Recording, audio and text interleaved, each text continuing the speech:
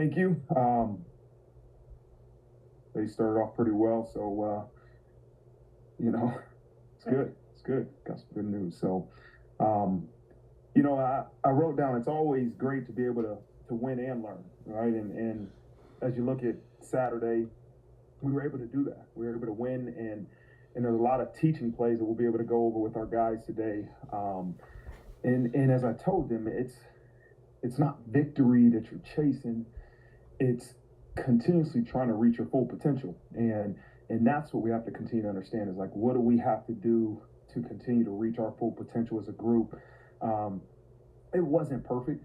We know that. You guys watched the game, but it was really good to see us come into the locker room with a 7-point lead and then have the ability to go out there and finish the game 41-17 and give up 3 points in the second half. And the second half wasn't perfect, but to finish the game to our standard and to finish the way we did, I was extremely proud of those guys. Defensively, we did a really good job on third down. I think they were 3 of 13. And then, again, pass defense, they did a really good job, and what we're doing, what we're being able to do in our pass defense is I told Coach Golden, man, it's been really good.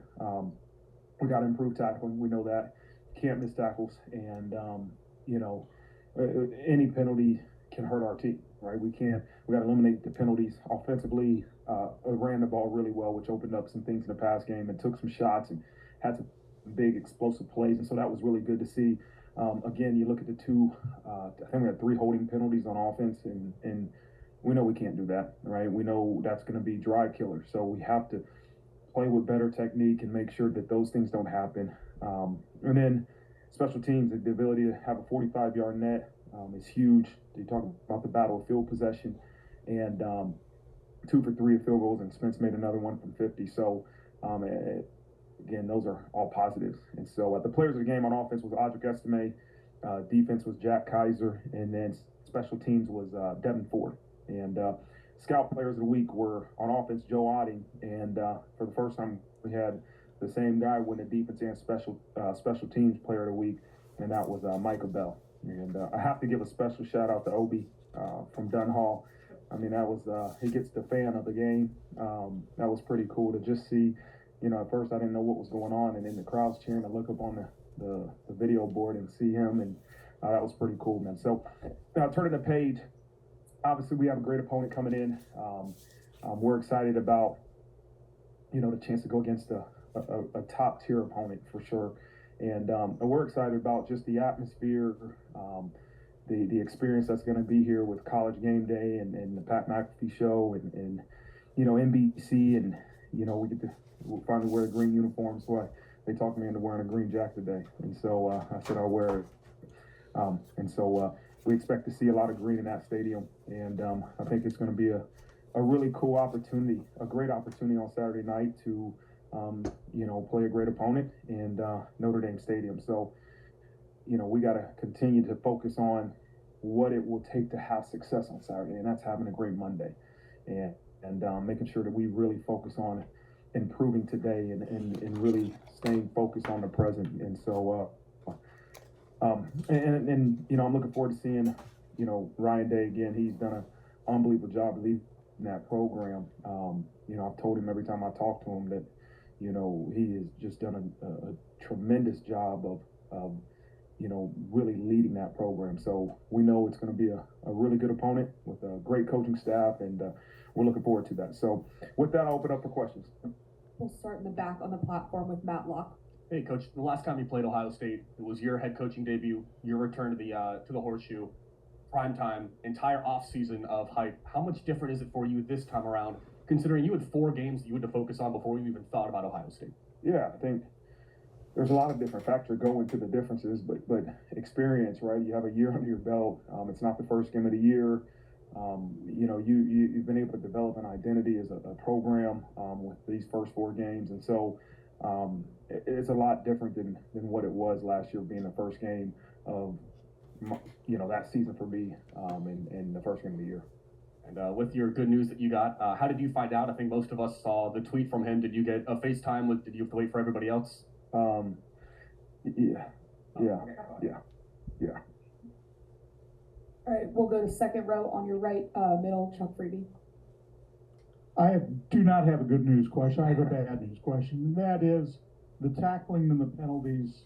What do you do this week to improve in those areas? You mentioned a focus on technique. What kind of practice drills or what kinds of things do you do as a coaching staff to change that? You know, I think we've worked tremendous on tackling, and there's an element of safety that you can't tackle live in practice. You can do drills, and we'll do drills. You know, the reality is we missed, I think, 3 tackles on the one drive that they scored a touchdown. Really, for the rest of the game, they did a good job.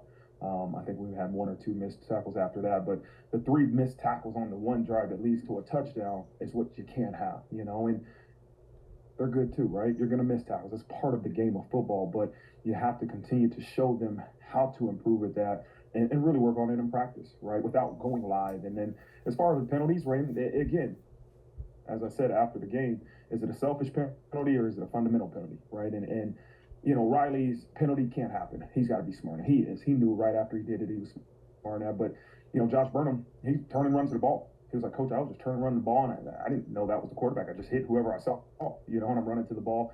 The holdings on offense have to, those are fundamentals that we got to keep working. We have bad technique that can lead to a penalty, you know, and so we just have to continue to keep working on the fundamentals and playing with good technique, and that should eliminate some of those penalties. And with all of his experience, Sam has never played in a game with this kind of hype. How do you guide him through this week, since at least you've coached in a couple of them? He's going to be, you guys are going to spend some time with him, but I think in his mind he has played in games like this. He's played in some big games at Wake Forest, and this moment won't be too big for Sam. You know, he's maybe year 6 for him. I have a lot of confidence that he'll be well prepared, and the moment won't be too big for him at all. Down in front on the right, John Bryce. Hey Marcus, you spoke Saturday about the drift, and that's sort of a continuing theme for you over the course of this season. You talked about keeping the players locked in. What about for you personally and maybe the coaches? How do you guys embrace not falling to the drift? Yeah, I think it's the same thing for you and for everybody else in this room. We all, it's a human element to think about the future, think about the past, right? That's what's natural, right? But that doesn't help you do your job. It doesn't help me do my job, right? It helps me prepare as you look at the future and what we have upcoming. But in order to make sure you accomplish tasks, you're most prepared for whatever you have upcoming, you got to stay in the moment. And you have to prepare and win these moments. Because if you're not present, then you're wasting time. If you're mentally not here, you're physically not here, right? And so that's a challenge for every individual in our program. I think that's a great challenge for everybody in life, is that do not think too far into the past, too far into the future, because you have to make sure you take care of what's going on right now. Do you have any tactics that you lean on in that regard? And then also your commitment to special teams. Several guys have talked about, you still have 5th and 6th year seniors starting on some special teams. And it's just how important is that? What kind of message does it send roster wide? Yeah, it's for me, you know, to catch yourself, the tactic is to catch yourself drifting, right? And when you're not in the present, if you can catch yourself not in the moment and get yourself refocused, that's the most important thing. And that's what I try to do. As far as special teams, it's so important, right? And I make sure our whole entire program understands how important it is. We will put our best players on special teams, and I want every person in our program to understand that, you know. And so that best player might not be a starter, right? We see Luke Talich out there, and you see some other guys doing some really good things, but the best players on our team will be on special teams. Third row on your left, Tim Priester. It seems that every time you play a home game, you're not exactly sure who you're going to get at quarterback. With Tennessee State and Central Michigan, but I would imagine McCourt starts. But Brown has played. What are you considering with those two styles of quarterbacks, in addition to playing against a first-time offensive coordinator? Yeah, you know, you've seen their offense kind of evolved over the first 3 games, and it's explosive. You see a lot of tempo. You know, I think I've seen more tempo recently, but listen, they have playmakers. They can run the ball. They got a stable of running backs. that truly can do some things in the run game. As far as the quarterback, we plan on seeing McCord, right? We think he's named the starter, and that's who we plan on seeing. But you have to have a plan. You have to have a plan for anybody you might see. Same thing that happened last Saturday. So, I still think their offense is very similar no matter who's at quarterback. And so we'll have a plan for both guys, but it's really not going to change based off who's in the game. Is it similar no matter who the coordinator is? Yeah, I think, I'm sure Coach Day is extremely involved with their offense, and Hartline's done a great job. And so, again, they find ways to be innovative, right? You can look at as far back as since Ryan Day's been at Ohio State till now. It's a very innovative offense that will find different ways to get their playmakers the ball. And to me, it all starts with the run game, right? They want to run the ball. And very similar mindset that I have, right? Is the ability to run the ball will create openings in the pass game. And that's what I've seen on film. Everybody hears a lot of great things about their defensive end, number 44. Could you describe him and just the defensive line in general at Ohio State on a yearly basis? It's impressive. They got guys, and it's deep, and they rotate a lot of guys in there. And so 44 is an impressive football player. He's big, he's powerful, explosive, all those big words that you like to say about your D-line. I mean, he's got a lot of those traits, but they got a bunch of guys that are really disruptive. So we have to be good up front. We got to make sure we're good at the line of scrimmage. Front row, far right, Eric Hansen. Hey, Coach, I'm going to ask you about Injuries? Injury status, and I'll go through them one at a time. Yep. Okay, J.D. Bertrand with the concussion. He'll be back. Okay, Mitchell Evans. He's a little behind JD, but I expect him back by Saturday. D.J. Brown. He'll be back. Eli Reardon. No, not yet. Gabe Rubio. He will start practicing Tuesday, so expect him, if all goes well this week, to be able to go on Saturday. Okay, and then I also, from the Ohio State game the first time, not from the hype standpoint, but from your cornerback standpoint, that was a really interesting from where they were in that game to where they are now. What do you think that they got from that experience, especially Ben Morrison and Mickey and those guys? And I also wondered if there's room on the D-line rotation for Obi.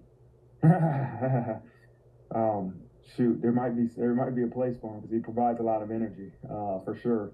But you look back to that game and the playmakers Ohio State has at wideout. A lot of them are back, and so that was a way for our guys in the first game of the year to measure themselves versus some of the best in the country. And so, to where they are now, they've continued to grow and get better and better because of experience, because of the opportunity to continue to practice and to continue to build skill. And that's something that we have to continue to do, and it will never stop. Front row on your left, Jack Sobel. Marcus, everyone talks about Harrison and Abuka. What makes those two in conversations, in combination, so hard to defend? They're good players, man. You just got to turn on the film. I mean, Harrison's body type, skill set, he's fast. He can go up and get the ball. He's a great route runner, great hand, well coached. I mean, Hartline's done a great job of developing that wideout room. Year after year, they got first rounders, and Mbuke's the same way. He's again a playmaker, more utilizing the slot, dangerous returner.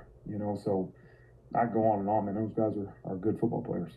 And then up front, you said after the Central Michigan game, I need to watch the film to kind of evaluate the pass rush. What did you see there, and how important is it going to be to get pressure with the front four this week? Yeah, it's listen. Like, I knew somebody was going to ask me about it. Like, sacks. Everybody keeps talking about sacks. I told Coach Golden, man, we're number one in the country in pass efficiency defense, and so that's the stat I'm worried about. I'm not worried about sacks.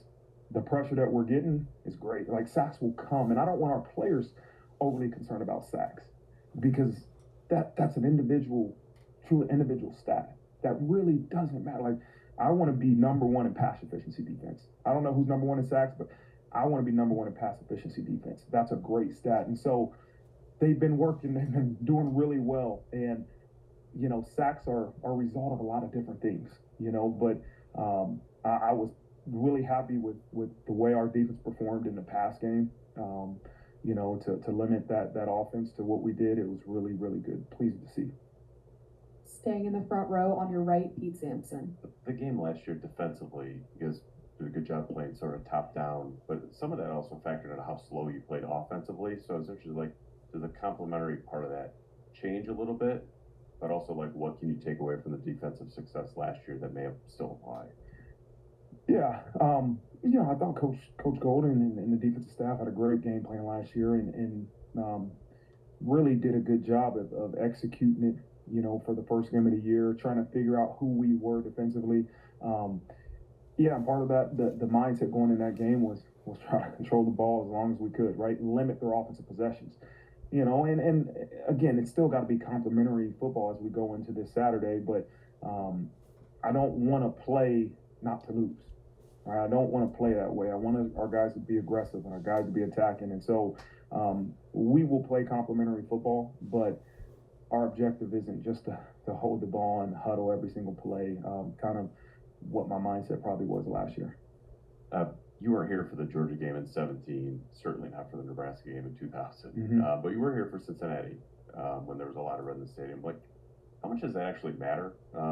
You see it probably pregame, not at all in-game, but just in terms of the optics of it, what it says sort of about the program. Yeah, we want to see a lot of green in here. That's the cool thing about Saturday is we got green jerseys, and I don't know if they're calling it a green out, but we want to see a lot of green, and I think our players notice it and appreciate that, especially pregame, as you just said. We want to make sure there's as many Notre Dame fans as we can, and I think they're doing some cool things for the fan experience, and so I encourage our fans, man, make sure that you guys are here and let's get as much green in this stadium as we can. Down in front on the left, Tyler Horka. Marcus, kind of want to dive into more of what Pete was asking, but specifically from the offensive perspective. You kind of just admitted that we want to take the ball away from Ohio State. How much different is that this year, you wanting the ball in your own offense's hands? And is that, A, obviously Sam Hartman, but B, what else goes into that where you think that you can go out and just play your game and win this game? Yeah, I think going into last season, you had some questions on really what was our identity. This is game one, right? What was our identity on offense? Similar to this year, game one, you don't know until you face an opponent. But we know what we can do offensively after 4 games, and we're not going to go rapid speed now. I don't want to go up tempo and go as fast as we can, and it's complementary football. And so the ability for our defense, what we want to do is make sure that we limit the big plays, right? We want them to have to truly drive down the field, and we limit those big plays. And offensively, we want to have success, and we're not going to go, again, throw deep balls every play. It's complementary football, and we still want to win time of possession and those type of things that really factor into your success. But the mindset is different because you know more about your team this year than you did last year for game one. And then Jack asked you about Ohio State's wide receivers, but I think an interesting part of this game is Ohio State has some really good defensive backs, and this is probably the best group that your wide receivers have seen. So how important is it for guys like Chris Tyree, Jaden Thomas, all those guys to get open and give Sam options? Yeah, I'll make sure to say I got a lot of confidence in our wide receivers and the work they put in, the development Coach Stuckey has done with those guys, to have young guys making plays, to have a converted running back making plays, Tobias, JT, Cozy, those guys are all playing really well. And so I'm excited for those guys to get the opportunity to go out there Saturday and compete against some really good DBs. Third row on your right, Tim O'Malley. Coach, 2 personnel questions actually. Saturday you mentioned not looking ahead all week. I think one guy might have been Javonte Jean-Baptiste. What is your message to him this week? How do you kind of rein him in, but draw the line? Not draw the line, but understand that this is a special week for him. Yeah,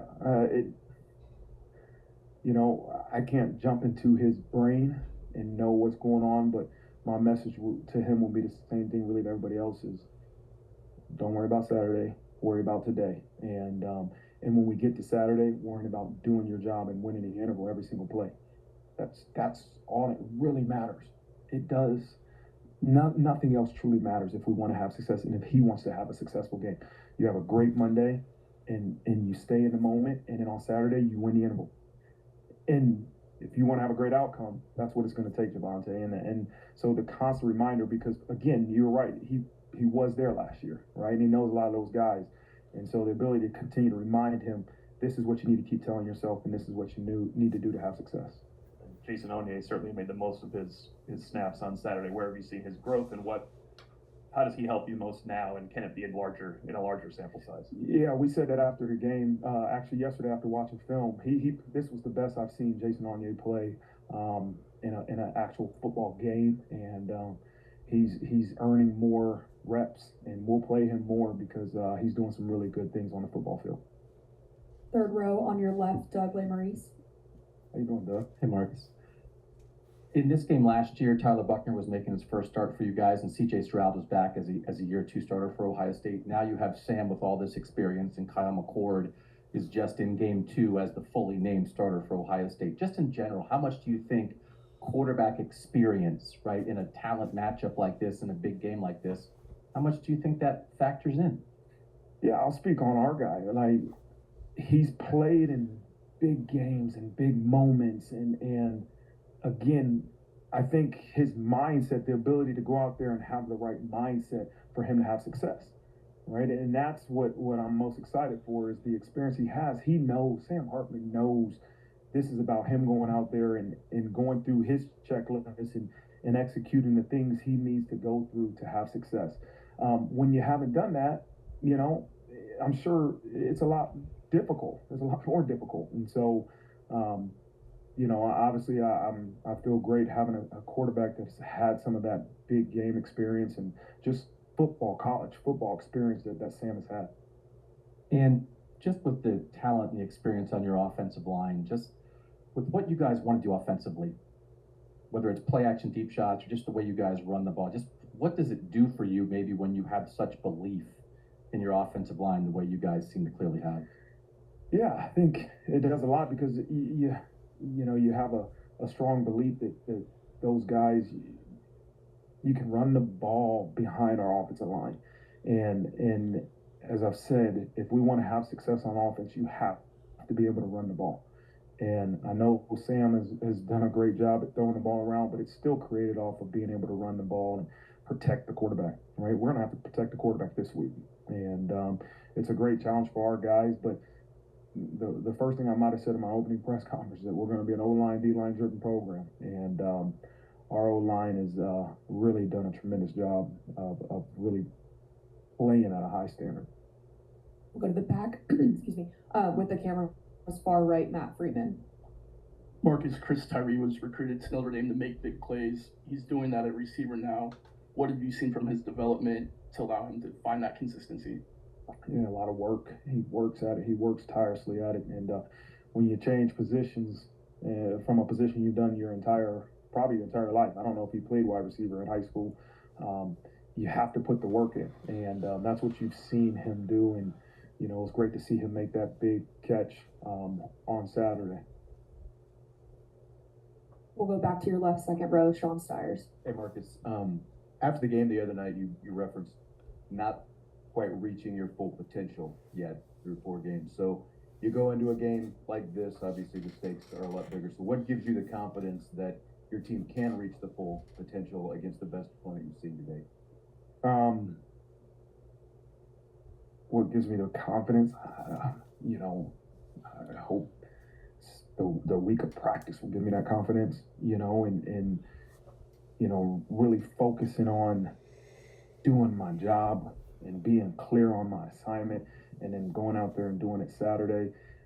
I use that term, reach your full potential, because I'm trying to make sure our program, myself, are not outcome driven, right? And you all evaluate us on our outcomes. That's what you're supposed to do. But us worrying about that does not help us have success. And so if we continue to focus on our only job to reach our full potential, how do we do that? As we continue to win the interval. How do we win the interval? We stay in the moment. We win the day. We practice with intentionality. That's what I want our focus to be, is micro focused on today, this moment, being present, having a great practice, to getting to Saturday, I know exactly what I'm doing, I know why I'm doing, I know how I'm doing it, so I can play with velocity. And then at the end of the game, we say, did we reach our full potential? Did we reach our full potential? The outcome is the outcome, right? But I don't want them to be outcome driven, because if you are, you walk off the field 41-17, you feel really good. But if you really evaluate the film, you say, oh, man, there's a lot of room to get better. And that's what I want our whole program, the mindset to be. Thank you, Coach. Thanks, guys.